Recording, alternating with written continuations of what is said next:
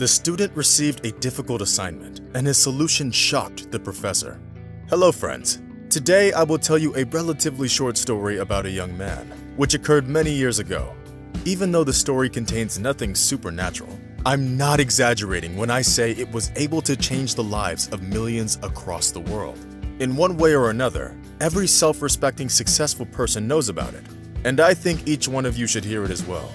It began in the distant 1914, when a baby named George was born to a family of Jewish immigrants in Portland, Oregon. His dad was a math teacher, and his mom was a linguist in the library. I will not speak about George's early childhood because it contained nothing extraordinary. He grew up like a typical boy of those days and did not stand out from his peers. The only thing that his dad literally forced him to do was study geometry. It's probably inaccurate to say that the boy was thrilled by this, but he obeyed his dad. At first, he solved simple problems that his dad gave him. But by the time he was ready to graduate high school, he was solving pretty difficult ones. Be that as it may, he was definitely not a genius. He was relatively well-versed in mathematical science, which ultimately got him accepted into the University of Maryland, to the Faculty of Mathematics.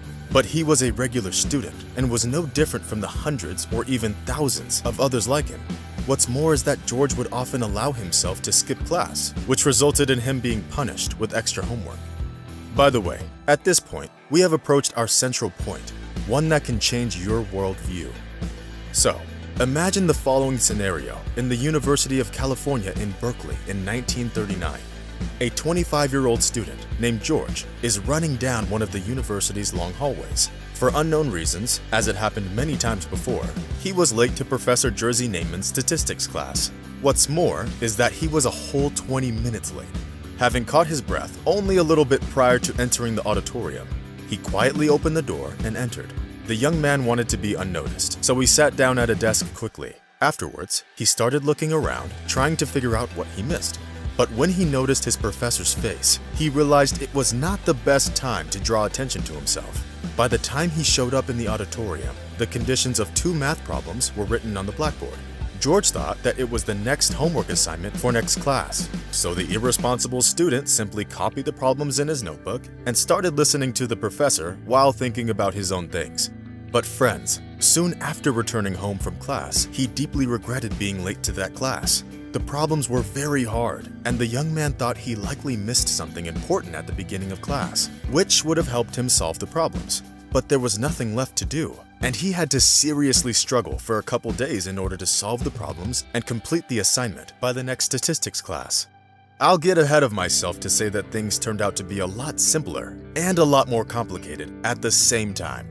A few days later, the happy student went to see the professor to hand in his notebook and the completed assignment. The professor took the notebook absent-mindedly, without turning his eyes away from the blackboard, on which he was drawing graphs before the next class. He said, "Okay, thank you." Of course, he did not immediately remember that he did not assign his students anything of the sort, and simply put the notebook on top of his desk to check later. 2 weeks passed, and George still did not get an answer from the professor. What's more is that in the following class, the professor went up to George and said that his assignment was still being checked. This made the young man even more nervous because such a long checking process could end badly for him, especially since the midterm grades would come out soon. But what happened next is hard to fathom. After some time, George was asked into the dean's office. He had a bad feeling about it, and when he opened the door, he saw that in addition to the dean, a number of men he didn't know and his statistics professor were sitting in the office. It's hard to explain what the student was feeling at the time, and maybe he was preparing for the worst. But what his professor said surprised him. "Congratulations, George. How did you come up with it? Did you do it by yourself or did someone help you?" The young man did not understand what was going on, so he asked, "Professor, what are you talking about?" After that, Jerzy Neyman showed him his notebook with the homework. It turns out that he solved everything correctly, only it wasn't a homework assignment.